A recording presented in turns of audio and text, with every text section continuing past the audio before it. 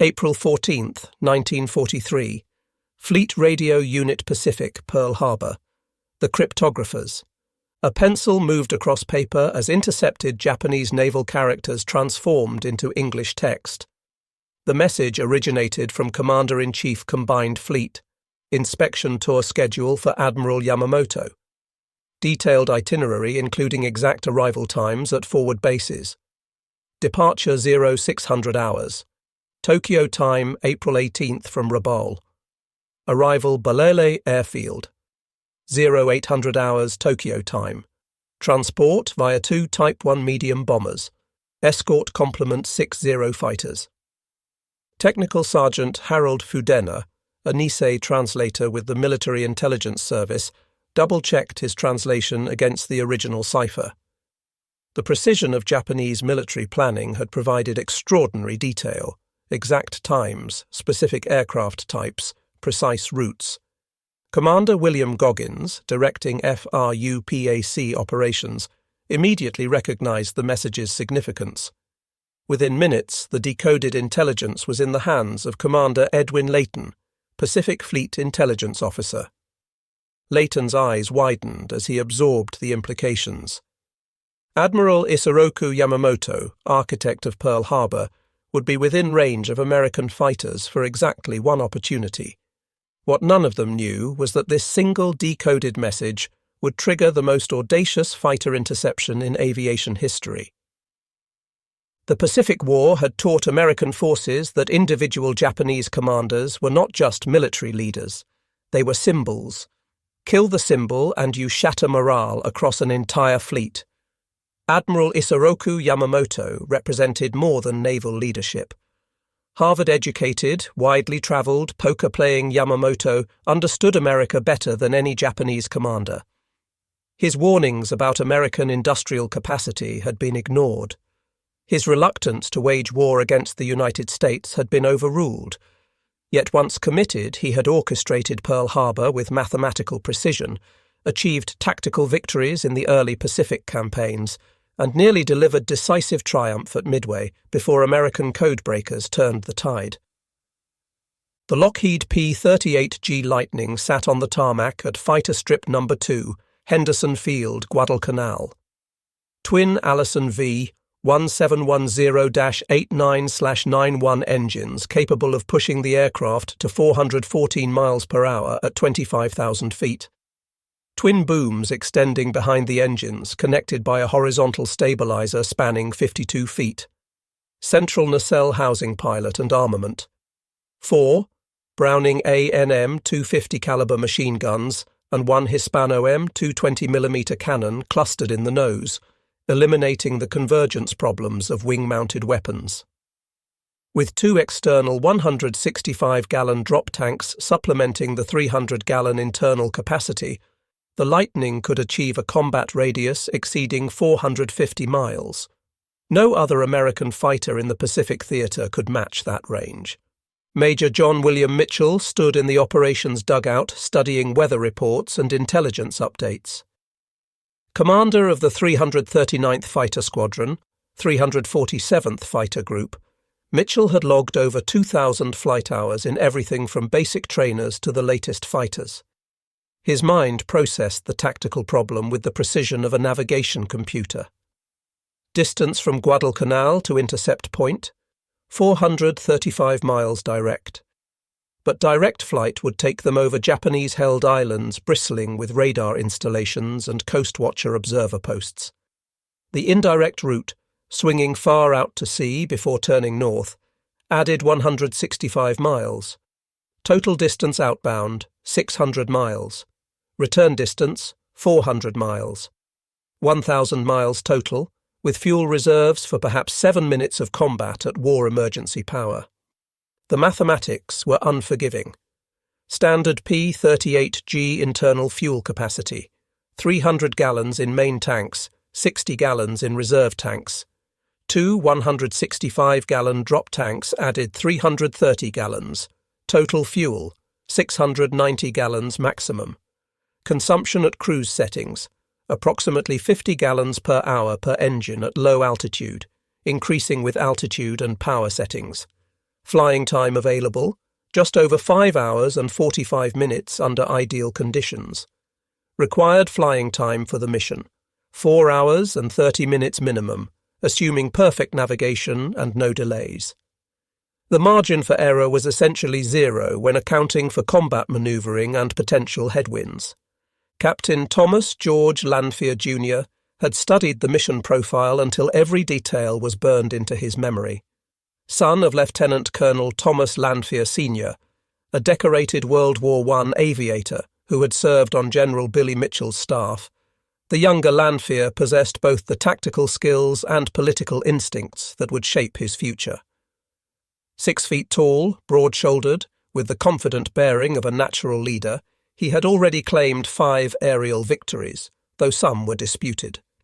His aggressive flying style and talent for self-promotion had earned him both admirers and detractors within the squadron. At 27 years old, Lanphier saw the Yamamoto mission as his ticket to fame and post-war political success. First Lieutenant Rex Theodore Barber represented a different archetype of American fighter pilot. Oregon farm boy from Culver, Oregon State College engineering student before enlisting in September 1940, Barber flew with mechanical precision and quiet competence.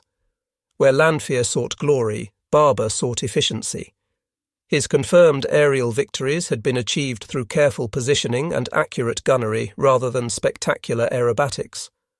At 25 years old, he had developed the ability to visualize 3-dimensional combat geometry with remarkable clarity. His methodical approach to aerial combat reflected his engineering background, every action calculated, every risk assessed, every shot carefully aimed. Aboard Mitsubishi G4M1 Type 1 bomber No. 323 at Lakunai Airfield, Rabaul Admiral Yamamoto reviewed the inspection schedule with his staff. The Betty bomber, as Americans called it, represented both Japanese ingenuity and compromise. Exceptional range of 2,850 miles achieved through minimal armor protection and lack of self-sealing fuel tanks.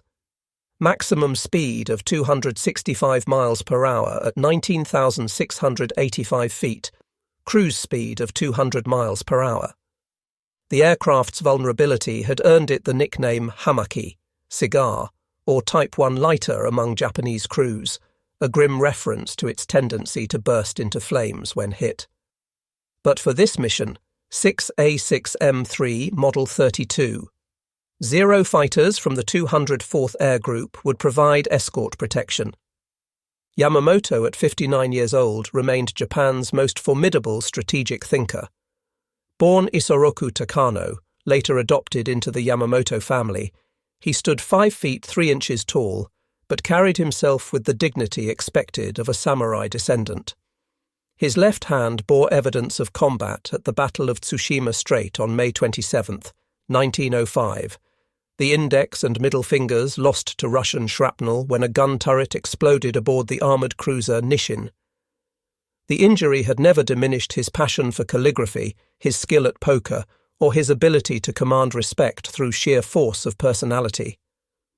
During his time at Harvard University from 1919 to 1921, he had hitchhiked across America, observing automobile factories in Detroit, oil refineries in Texas, aircraft manufacturing plants in California. The experience had convinced him that war with America was ultimately unwinnable, a conviction he expressed in his famous quote about running wild for 6 months before inevitable defeat. The American plan depended on signals intelligence maintaining absolute secrecy. If Japanese naval commands suspected their codes were compromised, they would cancel Yamamoto's flight or alter the schedule. The cryptanalysis team at Station Hypo, now redesignated as Fleet Radio Unit Pacific, had been breaking JN-25 variants since before the Battle of Midway. Their ability to read Japanese naval traffic had become increasingly sophisticated, progressing from partial decrypts to nearly complete message recovery. But each decoded message risked revealing American capabilities. The decision to act on the Yamamoto intercept had required approval from Admiral Chester Nimitz, commander of the Pacific Fleet, Admiral William Bull Halsey, commander of the South Pacific Area, Rear Admiral Mark Mitcher, Commander Air Solomons, and ultimately President Franklin Roosevelt himself, who allegedly gave the simple order, "Get Yamamoto." The intercept planning fell to multiple officers working in coordination. Marine Major John Condon, operations officer for Commander Aircraft Solomons, created the initial flight plan, calculating fuel consumption and navigation waypoints. His plan was reviewed and discarded by Mitchell, who found the airspeeds and timing estimates unsuitable for the P-38's capabilities. Mitchell recalculated everything from scratch, working with his pilots through the night, to develop a plan that maximized their chances while minimizing detection risk. The final route consisted of 5 precisely calculated legs, each designed to avoid Japanese radar coverage while accounting for wind drift and magnetic deviation. Intelligence analysis suggested multiple factors favoring the mission. The date, April 18th, marked exactly 1 year since the Doolittle Raid on Tokyo, providing symbolic significance. Weather forecasts indicated favorable conditions with scattered clouds and good visibility. Most critically, the Japanese appeared to have no suspicion that their codes were compromised. Radio traffic analysis showed normal operational patterns with no indication of increased security measures. The element of surprise, if achieved, would be total. The Zero escort presented a formidable challenge that occupied much of the mission planning. The Mitsubishi A6M3 Model 320 possessed superior maneuverability to the P-38 at medium and low altitudes. Maximum speed of 336 miles per hour at 19,685 feet, climb rate of 3,100 feet per minute, and the ability to turn inside any American fighter with a turning radius of less than 1,000 feet. But the Zero achieved these capabilities through radical weight reduction, empty weight of only 3,980 pounds compared to the P-38's 12,780 pounds. No armor protection for the pilot beyond a single 55mm thick piece of bulletproof glass, no self-sealing fuel tanks, making it vulnerable to incendiary ammunition. Structural strength calculated to the absolute minimum requirements. In a turning dogfight below 20,000 feet, the Zero would destroy a P-38. But in a high-speed diving attack utilizing superior firepower and structural strength, the Lightning held decisive advantages. Lieutenant Besby Frank Holmes had analyzed Zero combat tactics throughout his tour in the Solomons. The Japanese pilots typically maintained close escort formation, positioning themselves 1,000 to 1,500 feet above and slightly behind the bombers in 2 3-plane Shotai formations. Standard doctrine called for the escorts to immediately engage any attacking fighters, while the bombers continued to their destination, relying on speed and defensive armament for protection. But American intelligence had noticed a pattern. When caught by surprise, Japanese formations often reacted slowly to attacks from unexpected angles, particularly from below and behind. The key would be achieving complete tactical surprise despite approaching across 600 miles of open ocean in broad daylight. April 17, 1943. The mission briefing began at 2000 hours in the packed operations tent. Rear Admiral Mark Mitcher, Commander Air Solomons, personally addressed the assembled pilots. Known for his advocacy of naval aviation and his command of USS Hornet during the Doolittle Raid exactly 1 year earlier, Mitcher understood the mission's significance. 18 P-38s would participate in the operation.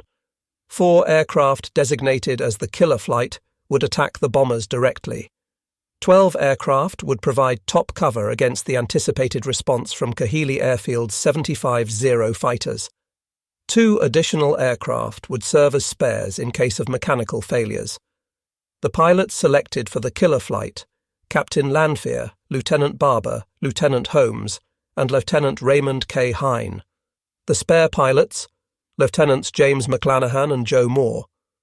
Mitchell's navigation plan reflected both brilliance and necessity born from extensive overwater navigation experience.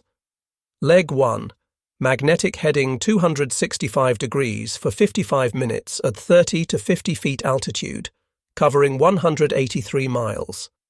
Leg 2, heading 290 degrees for 27 minutes, covering 89 miles. Leg 3, heading 305 degrees for 38 minutes, covering 125 miles. Leg 4, heading 330 degrees for 16 minutes, covering 52 miles. Leg 5, heading 290 degrees for 21 minutes, covering 70 miles while climbing to attack altitude. Each leg calculated to avoid Japanese observation posts on New Georgia, Vella La Vella, and the Treasury Islands, while compensating for forecast wind drift. No margin existed for navigation error. A deviation of 1 degree sustained over the distance would put them miles off course with insufficient fuel to search for the target. The pilot survival equipment reflected the mission's desperate nature. Mae West life preservers in case of water landing, though survival chances in shark-infested waters were minimal. Jungle survival kits containing water purification tablets, emergency rations, fishing line, and basic medical supplies for bailouts over Bougainville. Each pilot carried a Colt M 1911A1, 45 caliber pistol with extra magazines, knowing that capture meant certain execution. Japanese treatment of downed American aviators had become increasingly brutal as the war progressed. Intelligence reports from rescued prisoners described beheadings, medical experiments without anesthesia, and confirmed cases of cannibalism. The pilots understood that running out of fuel over water meant almost certain death from exposure or sharks. Mechanical failure over Japanese territory meant something worse. Lieutenant Colonel Luther S. Moore, the weather officer, reviewed meteorological data one final time. Surface winds from the southeast at 8 knots, winds at 5,000 feet from the south at 15 knots, winds at 10,000 feet from the southwest at 22 knots. Tropical weather patterns in the Solomon Islands were notoriously unpredictable. A storm system developing anywhere along the route could doom the mission. Even unexpected headwinds might leave the P-38s without sufficient fuel to return. The meteorologist estimated a 70% probability of favourable conditions, but everyone understood that weather in the Solomon Islands could change within minutes. Towering cumulonimbus clouds could develop from clear skies in less than an hour. Radio silence would be absolute until contact with the enemy. The P-38's SCR-274N radio sets had been specially tuned to frequency 6710 kilocycles, unlikely to be monitored by Japanese listening posts. But any transmission risked alerting enemy forces. Mitchell would navigate for the entire formation using dead reckoning, compass, airspeed indicator, clock, and mental calculation. No radio beacons to confirm position. No landmarks over the endless Pacific swells except occasional islands that had to be avoided. One man's navigation skills would determine whether 18 aircraft found a target or disappeared into the vast Pacific. Lieutenant Julius Jack Jacobson checked his aircraft's weapons one final time. The 4 Browning AN M250 caliber machine guns each carried 500 rounds of M2 ball, M1 incendiary, and M2 armour-piercing ammunition in linked belts. Rate of fire: 750 to 850 rounds per minute per gun. The 20mm Hispano M2 cannon carried 150 rounds of high-explosive and armour-piercing shells. The concentrated firepower in the P-38's nose created a convergence zone of destruction that could soar through a bomber's wing spar in seconds. But ammunition consumption at maximum rate meant less than 37 seconds of firing time for the machine guns and less than 12 seconds for the cannon. Every burst had to count. In the pre-dawn darkness of April 18th, ground crews performed final preparations under the supervision of their crew chiefs. Master Sergeant Leo B. Godfrey supervised the arming crews, ensuring every round was properly seated and every belt correctly aligned. Fuel tanks topped off to absolute capacity with 100-octane aviation gasoline. Internal tanks filled to 360 gallons. Drop tanks verified at 160 gallons each. Ammunition belts loaded with the prescribed mixture of ball, armor-piercing and incendiary rounds in a 4:1 ratio. Drop tank attachments checked and rechecked. A mechanical failure in a single shackle could abort an aircraft's participation or worse, cause a tank to hang up and create fatal drag. Oil levels verified, hydraulic pressures checked, control surfaces inspected for full range of motion. The Japanese Navy's 11th Air Fleet at Rabaul operated under strict protocols for high-ranking officer transport. Vice Admiral Junichi Kusaka, commander of the Southeast Area Fleet and Yamamoto's subordinate, had argued against the inspection tour. American fighter activity had increased dramatically around Bougainville following the Japanese evacuation of Guadalcanal in February. Intelligence reports suggested the Americans had nearly 200 fighters operating from Guadalcanal, the Russell Islands, and other forward bases. But Yamamoto insisted on personally congratulating the pilots of Operation Igo, the recent Japanese air offensive that claimed dramatically inflated victories against American shipping. Reports of 1 cruiser, 2 destroyers, and 25 transports sunk when actual losses were 1 destroyer, 1 corvette, 1 tanker, and 2 cargo ships. Chief Petty Officer Hiroshi Hayashi supervised the preparation of Yamamoto's aircraft at Lakunai Airfield. Betty Bomber Tail No. 323 from the 705th Air Group had been selected for its excellent maintenance record and reliable engines. The aircraft had completed 47 combat missions without significant mechanical failure. Additional fuel tanks had been installed in the bomb bay to ensure adequate reserves. The Admiral's seat had been positioned on the left side behind the pilot, providing the best view for aerial observation. A special mounting had been installed for Yamamoto's personal katana sword, a family heirloom dating to the 16th century Momoyama period. The escort fighters came from the 204th Air Group, an elite unit with extensive combat experience over the Solomons. The 6 pilots selected averaged over 500 combat hours each. Among them was Petty Officer First Class Shoichi Sugita, who would later become one of Japan's leading aces with over 70 victories before his death in April 1945. Also flying escort was Petty Officer First Class Kenji Yanagiya, a 100-mission veteran who felt deeply honored to protect the combined fleet commander. They had faced American P-38s, P-39s, P-40s, and F-4F Wildcats in numerous engagements. The Lightning's speed advantage diminished below 15,000 feet due to compressibility effects and the Zero's superior power-to-weight ratio at low altitudes. Its turning radius at low altitude exceeded the Zero's by a factor of 2. In a low-altitude turning engagement, the Zero pilots believed they would hold every advantage except firepower and armor protection. At 07:25 hours local time, 05:25 Tokyo time, on April 18th, Mitchell's P-38s began taking off from Fighter Strip No. 2 at Henderson Field. The takeoff sequence had been carefully orchestrated to minimize time and fuel consumption. Mitchell led the procession, followed by his flight of 3, then Lanphier's killer flight, then the cover flights. Lieutenant McClanahan's aircraft suffered a blown tire on takeoff roll, the P-38 skidding off the runway in a cloud of coral dust and tearing off the right wheel. He was unhurt but eliminated from the mission. Lieutenant Joe Moore's fuel transfer pump failed during climb-out, preventing him from accessing his drop tank fuel, forcing him to return immediately. 16 P-38s continued the mission, 2 fewer than planned. The margin for error, already razor-thin, had diminished further.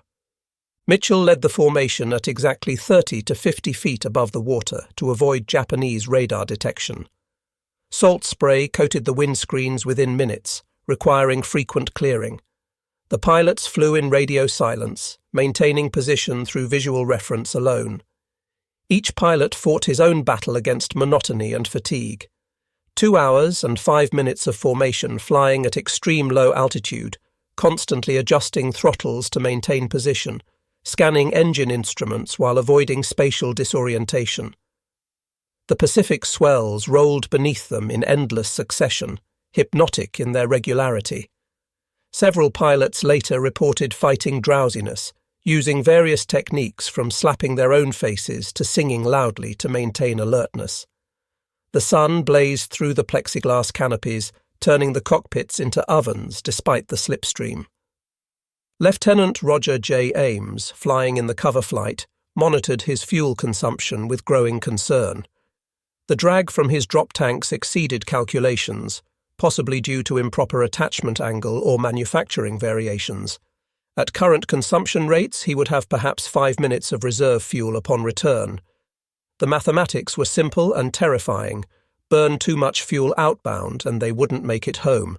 Conserve too much and they might lack the power for combat maneuvering. Each pilot made continuous micro-adjustments to propeller pitch and throttle settings, balancing mission requirements against survival probability. The Allison engines droned steadily, their synchronized sound becoming almost hypnotic over the hours. At 0600 hours Tokyo time, 0800 local, Yamamoto's two-bomber formation departed Rabaul exactly on schedule. The Admiral wore his dress-white uniform with full decorations, including the Order of the Chrysanthemum and the Order of the Golden Kite, intending to impress the forward area troops with Imperial Navy prestige. His mood was reportedly somber. Several staff officers later testified that he seemed to have premonitions about the flight. Vice Admiral Matome Ugaki, Yamamoto's chief of staff and close friend, occupied Betty Bomber No. 326 along with several staff officers. The formation climbed to 6,500 feet, the escorts taking position in 2 3-plane flights. Visibility was excellent, with scattered cumulus clouds at 4,000 to 5,000 feet providing occasional concealment. Warrant Officer Kenji Yanagiya, flying escort in Zero-Tail No. 3081, scanned the sky in prescribed patterns drilled into him through years of training. 3 years of combat had developed his instincts to near supernatural levels. He could identify aircraft types at distances where other pilots saw only specks. His peripheral vision could detect the slightest movement against cloud backgrounds. Yet on this morning, his attention focused primarily on maintaining precise formation position. The flight from Rabaul to Balale had been completed dozens of times without incident. American fighters had never penetrated this far north in strength. The greatest danger seemed to be operational accidents rather than enemy action. At 0934 hours local time, Mitchell's formation reached the final navigation turn point precisely on schedule. They had been airborne for 2 hours and 9 minutes, flying entirely by dead reckoning over trackless ocean. Mitchell checked his specially synchronized Elgin watch against his calculated position. If his navigation was correct, they should turn northwest now for the intercept. If he had made any error in wind calculation or compass heading, they would miss the target entirely. He waggled his wings, signalling the turn, and 16 P-38s banked in unison toward Bougainville. The timing was extraordinary. They were exactly 1 minute ahead of the planned intercept time, having covered 410 miles of open ocean navigation with only compass, clock, and airspeed indicator. Lieutenant Douglas S. Canning, flying as Mitchell's wingman in the No. 2 position, was the first to spot the target. "Bogies, 11 o'clock high," he called at 0934, breaking radio silence for the first time. The range was approximately 5 miles, altitude differential 6,000 feet. 8 aircraft in perfect formation, exactly where they were supposed to be. Mitchell felt a surge of adrenaline mixed with amazement. They had found the proverbial needle in the Pacific haystack. 2 Betty bombers in echelon formation and 6 Zero fighters in 2 flights of 3, completely unaware of the 16 P-38s climbing toward them from below and behind. Mitchell immediately ordered the drop tanks jettisoned. "Skin them, tanks! All flights, let's get them!" 16 165-gallon tanks tumbled toward the ocean as the P-38s shed their drag-inducing burden. Engines were pushed to war emergency power, delivering 1,475 horsepower per engine. The Lightnings accelerated through 300 miles per hour. climbing at maximum sustainable rate of 2,800 feet per minute. The killer flight would execute the attack while Mitchell led the cover flight higher to intercept any fighters from Kahili. Captain Lanphier saw the escort Zeros begin to react. They had spotted the approaching P-38s and were dropping their own belly tanks, peeling off to engage. Standard Zero doctrine: protect the bombers by intercepting the attackers. Lanphier made an instant tactical decision that would later generate decades of controversy. Instead of continuing toward the bombers with Barber, he turned to engage the diving Zeros head-on. His reasoning, as he would later claim, eliminate the escort threat to allow Barber a clear attack run. His critics would argue he was glory hunting, seeking easier fighter kills over the primary target. Lieutenant Barber maintained his course toward the bombers, now diving desperately toward the jungle canopy. The lead Betty had nosed over into a steep dive, the pilot attempting to reach treetop level where the P-38's speed advantage would be minimized and the jungle would provide cover. Barber pushed his Lightning into a 45-degree dive, airspeed indicator climbing past 400 miles per hour. The distance closed rapidly. 2,000 yards, 1,500, 1,000. At 500 yards, Barber opened fire with all weapons. 4 streams of 50 caliber bullets and 20mm cannon shells converged on the bomber's right engine and wing root. The effect was instantaneous and catastrophic. The Betty's right engine exploded in orange flames, the wing spar severed by concentrated fire. The bomber rolled violently to the left, completely out of control. Barber pulled up hard to avoid collision, his P-38 groaning under the G-forces, glimpsing the Betty's fuselage disappearing into the jungle canopy trailing fire and debris. A black column of smoke marked the impact point. 1 bomber down, but which one carried Yamamoto? Barber had no way to know as he searched for the second bomber. Holmes and Hine had followed Barber initially, but became separated in the violent manoeuvring. Holmes spotted the second Betty low over the water, racing south along the Bougainville coastline at maximum speed. Vice Admiral Ugaki's pilot had chosen a different escape route, diving for the ocean rather than the jungle, hoping to use the water's surface to prevent attacks from below. Holmes rolled into attack position, but his closure rate was excessive. He fired a long burst that damaged the Betty's right engine, producing a white vapour trail of leaking fuel and oil, but overshot before achieving decisive damage. Barber acquired the second bomber after Holmes's pass. The Betty was barely 50 feet above the waves, its damaged engine trailing smoke. Barber lined up for a deflection shot, leading the target by 30 degrees to account for its speed. His first burst walked across the water, sending up geysers of spray, then climbed up into the bomber's fuselage. Large pieces of metal skin peeled away, some striking Barber's P-38 with audible impacts. The Betty's left engine caught fire. The pilot attempted a controlled water landing but hit the ocean at over 100 miles per hour. The aircraft broke apart on impact, the fuselage separating from the wings. Meanwhile, Lanphier engaged the escort Zeros in a violent vertical scissors maneuver. His P-38's superior speed allowed him to maintain energy, while the lighter Zeros relied on their turning ability. Lanphier claimed to have shot down 1 Zero during this engagement, describing how he rolled inverted and fired into its wing roots, causing it to explode. However, Japanese records show no escort fighters were lost. The remaining Zeros, led by Warrant Officer Yanagiya, focused on driving off the American fighters rather than pursuing decisive engagement. Their primary mission, protecting the bombers, had already failed catastrophically. The top cover flight, led by Mitchell, watched for fighters from Kahili Airfield, located just 20 miles from the intercept point. The expected swarm of 75 Zeros never materialized. Either surprise was complete, or the Japanese fighters were committed elsewhere.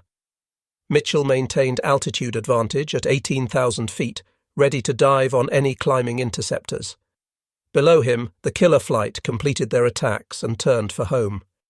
The entire engagement had lasted less than 10 minutes. Time over target, perhaps 3 minutes of actual combat. The mission's success would depend on which bomber had carried Yamamoto. Lieutenant Barber's P-38 had sustained significant damage during the engagement. His aircraft bore 104 bullet holes from return fire by the bomber's 7.7mm Type 92 defensive machine guns and possibly from Zero fighters. Hydraulic fluid leaked from punctured lines, leaving reddish streaks along the fuselage. One engine ran rough, possibly from debris ingestion or battle damage. But both Allison engines continued to function, and the Lightning remained controllable. Barber began the long flight home, constantly monitoring engine temperatures and fuel consumption. Every unusual vibration might signal impending engine failure over 400 miles of hostile ocean. The return flight tested every pilot's endurance and skill. Fuel reserves were critically low for several aircraft. Lieutenant Holmes experienced engine problems that forced him to reduce power, falling behind the formation. Radio discipline was partially maintained despite the temptation to coordinate or call for help. Each pilot was alone with his calculations, estimating whether remaining fuel would carry him home. The mathematics of survival played out in 16 cockpits simultaneously. As they approached the Russell Islands, approximately 200 miles from home, several pilots faced critical decisions. Lieutenant Hines' fuel gauges showed dangerously low levels. Rather than risk ditching at sea, he could attempt landing at the emergency strip on Banneker Island. But Japanese submarines had been reported in the area, and rescue was uncertain. He chose to continue, trusting his calculations and the reliability of the Allison engines. Mitchell's navigation on the return leg proved equally precise. The scattered P-38s gradually reformed as they approached Guadalcanal. At 12:30 hours local time, Fighter Strip 2 appeared ahead exactly where expected. Several aircraft were operating on fumes. Holmes landed with both engines sputtering, his fuel tanks essentially dry. Others landed with less than 10 gallons remaining, perhaps 3 minutes of flight time. The margin between triumph and disaster had been measured in gallons of gasoline. As the pilots shut down their engines, ground crews immediately swarmed the aircraft, counting bullet holes and assessing damage. The immediate question on everyone's mind: had they succeeded? Which bomber carried Yamamoto? The pilots could only report 2 bombers destroyed, but target identification had been impossible during the fierce combat. Intelligence officers would have to wait for Japanese reaction to determine the mission's true outcome. The wait would prove agonizing. That evening, as tropical darkness fell over Guadalcanal, the pilots gathered in the Officers' Club, a ramshackle structure of salvaged lumber and captured Japanese materials. Captain Lanphier, ever conscious of publicity, immediately began promoting his version of events. He claimed to have shot down Yamamoto's bomber after a spectacular vertical reversal maneuver, rolling inverted and firing into the bomber from above. His account would have required him to be in 2 places simultaneously, engaging Zeros while also attacking bombers. Lieutenant Barber quietly disputed this version, describing his straightforward stern attack on the lead bomber. Japanese search parties found Admiral Yamamoto's crashed bomber the following day, April 19th. The wreckage was scattered through dense jungle approximately 4 miles inland from Moila Point, near the village of Aku on Bougainville. The search was led by Lieutenant Commander Tabuchi Shigeru of the 26th Air Flotilla. Yamamoto's body was discovered thrown clear of the main wreckage but still strapped in his aircraft seat. He maintained a dignified posture even in death, his white-gloved hand still clutching his ceremonial sword. Medical examination by Dr. Tanaka revealed 2 gunshot wounds. One bullet had entered below his left shoulder blade, exiting above his right eye. Another had struck his jaw. Death had been instantaneous, probably during Barber's initial firing pass. The psychological impact on the Japanese Navy was devastating beyond calculation. Yamamoto was not merely a fleet commander, but the embodiment of Japanese naval tradition and strategic thinking. His understanding of combined fleet operations was unmatched. His ability to inspire loyalty among subordinates was legendary. His realistic assessment of American capabilities had provided the only check on Japanese strategic overreach. Captain Yasuji Watanabe, one of Yamamoto's staff officers who survived the second bomber's crash with severe injuries, later described the admiral's death as the void that could never be filled. Watanabe had been playing shogi with Yamamoto just the night before, and the admiral had seemed unusually fatalistic.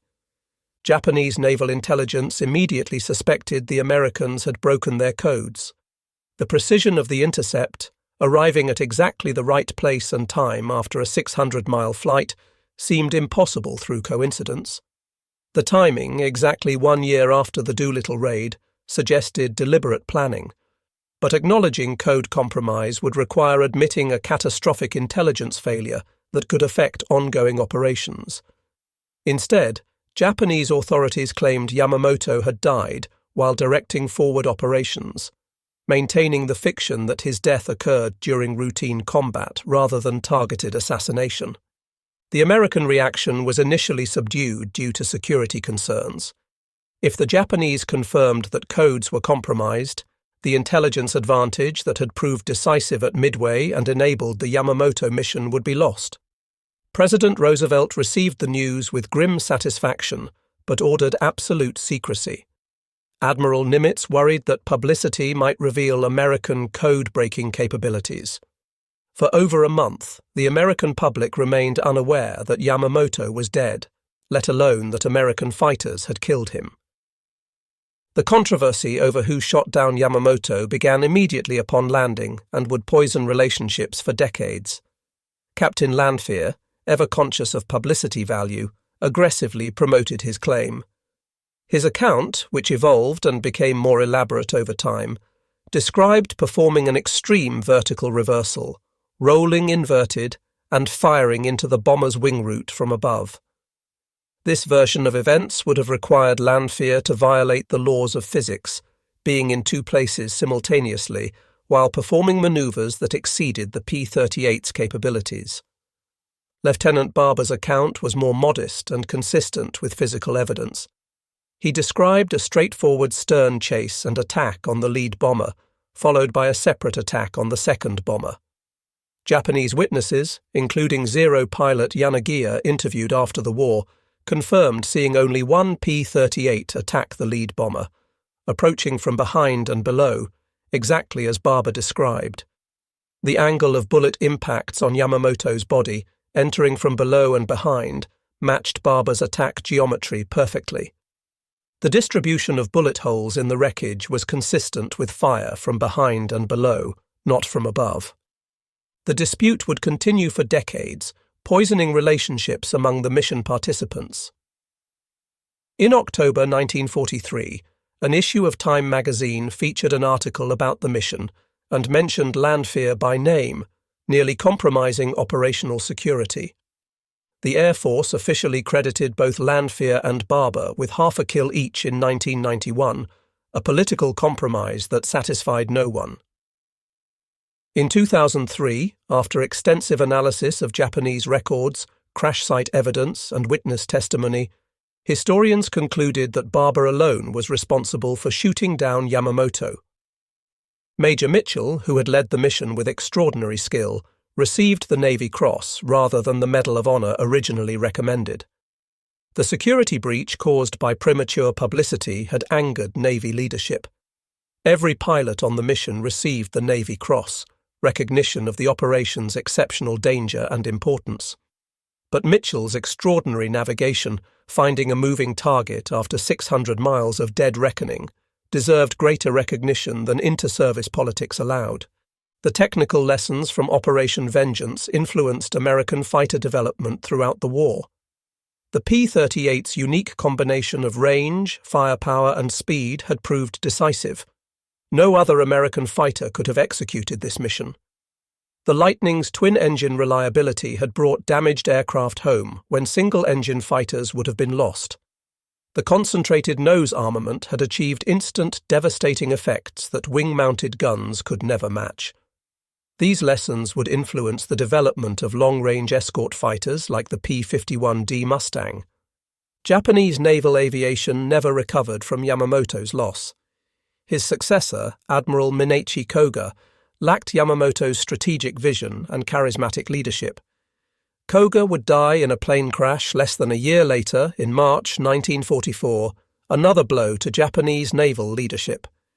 The Japanese Navy's subsequent operations reflected increasingly desperate tactics rather than coherent strategy. The decisive battle Yamamoto had sought to orchestrate, a single engagement to destroy American carrier forces, would never materialize. Instead, Japanese naval aviation died through attrition in the Marianas Turkey Shoot and the Battle of Leyte Gulf. The psychological impact extended beyond military implications. Yamamoto had been portrayed in Japanese propaganda as invincible, the supreme naval strategist who would lead Japan to inevitable victory. His death shattered this mythology. If Yamamoto could be hunted down and killed, what did that say about Japan's prospects? Morale throughout the Japanese military began a decline that would accelerate with each subsequent defeat. The victory disease that had infected Japanese strategic thinking after early successes gave way to desperate fatalism. American code-breaking capabilities continued to provide decisive advantages throughout the Pacific War. The Japanese never fully acknowledged that their codes were compromised, making only incremental improvements rather than wholesale changes. This intelligence blindness cost them dearly at the Philippine Sea, where American fighters decimated Japanese naval aviation in what became known as the Great Marianas Turkey Shoot. The ability to read enemy intentions transformed American defensive operations into carefully orchestrated ambushes. The human cost of Yamamoto's death extended to those who flew the mission. Lieutenant Raymond Hine was later lost in action, never returning from a subsequent mission. Captain Lanphier left the military after the war to pursue politics and business, trading on his claimed role in killing Yamamoto despite the disputed nature of his account. Lieutenant Barber remained in the Air Force, retiring as a colonel in 1961, his modesty preventing him from fully challenging Lanphier's narrative until late in life, when historical evidence vindicated his account. The mission's success relied on extraordinary coordination between intelligence services, naval command, and Army aviation. The Navy had decoded the message through the work of cryptanalysts like Lieutenant Commander Edwin Layton. Marine Major John Condon had provided initial mission planning. Army Air Force pilots had executed the intercept. This inter-service cooperation, often lacking in other Pacific operations, proved that unified command could achieve remarkable results. The lessons would influence American military doctrine through the remainder of World War II and into the modern era. Admiral Yamamoto's death represented more than the loss of one commander. His unique understanding of American capabilities had provided Japan's only realistic strategic vision. He alone among Japanese leaders truly comprehended American industrial capacity and political will. His famous quote, "I can run wild for 6 months, maybe a year, but after that I have no confidence," reflected his understanding that Japan could not win a prolonged war. His replacement by commanders who believed in spiritual superiority over material reality accelerated Japan's defeat. The timing of Yamamoto's death, April 18, 1943, held special significance. Exactly 1 year after the Doolittle Raid on Tokyo, American fighters had struck at the heart of Japanese military leadership. The symbolism was intentional and powerful. America could reach out across vast distances to strike specific targets with surgical precision. No Japanese commander was safe. The hunters had become the hunted. The psychological impact rippled through Japanese military leadership, creating hesitation and uncertainty in strategic planning. Technical analysis of the mission revealed both strengths and limitations of American fighter operations. The P-38's range had been pushed to absolute limits. Several aircraft returned with essentially dry tanks. Had Yamamoto's flight been delayed by 30 minutes, the American fighters might have exhausted their fuel searching for the target. The margin between success and catastrophe had been measured in gallons of gasoline and minutes of flight time. This razor-thin margin highlighted the need for even longer-range fighters and better fuel management systems. The role of weather in the mission's success cannot be overstated. Clear visibility at the intercept point had allowed visual acquisition at maximum range. Scattered cloud cover along the return route had provided concealment from potential Japanese interceptors. A tropical storm anywhere along the route would have forced mission cancellation. The weather gods, as pilots often said, had chosen sides on April 18, 1943. Even a slight wind shift could have doomed the mission. Japanese efforts to conceal Yamamoto's death revealed the magnitude of the loss. For over a month, Japanese propaganda continued to issue statements in Yamamoto's name. His death was finally announced on May 21, 1943, described as occurring while engaging the enemy in the front line. A state funeral on June 5th saw hundreds of thousands of mourners line Tokyo streets. Emperor Hirohito himself attended, an unprecedented honor that reflected Yamamoto's unique status. Part of his ashes were interred at Tama Cemetery in Tokyo, the remainder at his family temple in Nagaoka. The American pilots who flew the mission struggled with conflicting emotions. They had succeeded in killing a respected adversary, a man who many acknowledged as a military genius. Yamamoto had opposed war with America, understanding its futility better than those who ordered him to plan it. Yet he had orchestrated Pearl Harbor, making him a legitimate target for retribution. The moral complexity of targeted assassination, even in wartime, troubled some participants for decades afterward. Intelligence officer Edwin Layton, who had urged the mission's approval, later reflected on Yamamoto's death with mixed feelings. He had known Yamamoto personally from pre-war diplomatic functions in the 1930s. He understood that Yamamoto's strategic vision, while dangerous to America, was grounded in realistic assessment rather than militaristic fantasy. Yet Layton also knew that Yamamoto's death would save American lives by disrupting Japanese naval planning. War demanded such terrible choices. The mission demonstrated American technological superiority in multiple dimensions. Code breaking provided the intelligence. Long-range fighters provided the weapon. Precise navigation provided the delivery system. But technology alone had not guaranteed success. The human factors, Mitchell's navigation skills, Barber's marksmanship, the maintenance crew's dedication, had transformed technical capability into operational success. The synthesis of human skill and mechanical precision would characterize American military superiority throughout the Pacific War.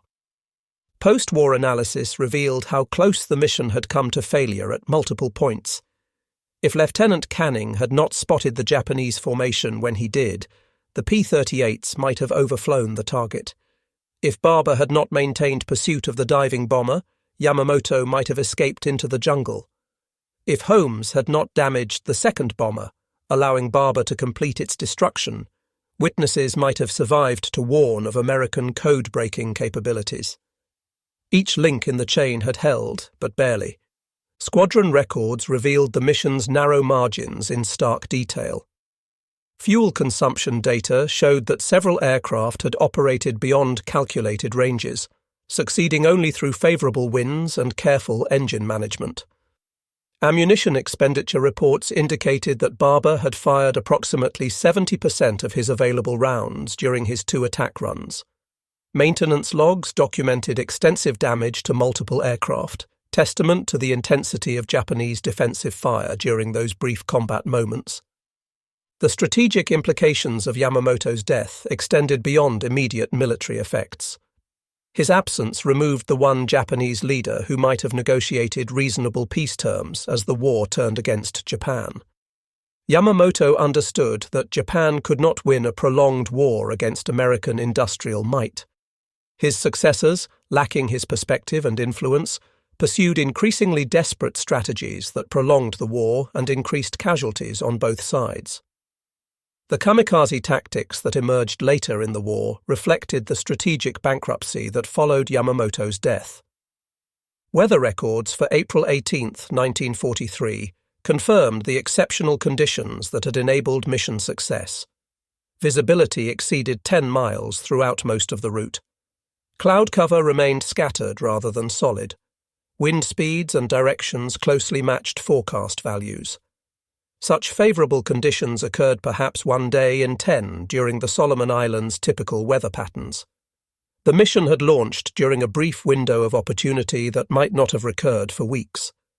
The intelligence success that enabled Operation Vengeance relied on hundreds of cryptanalysts, translators and analysts working in absolute secrecy at Station Hypo and other facilities.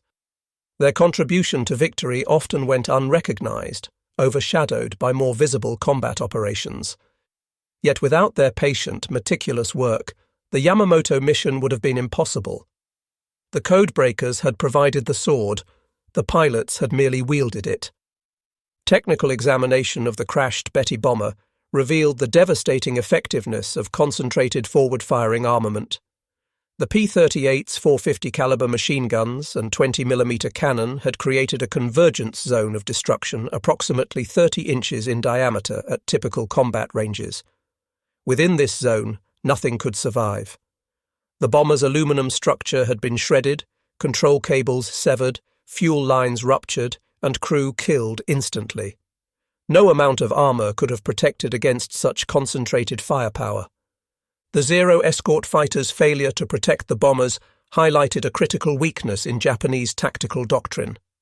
The escorts had reacted according to training, engaging the attacking fighters rather than maintaining close protection of the bombers.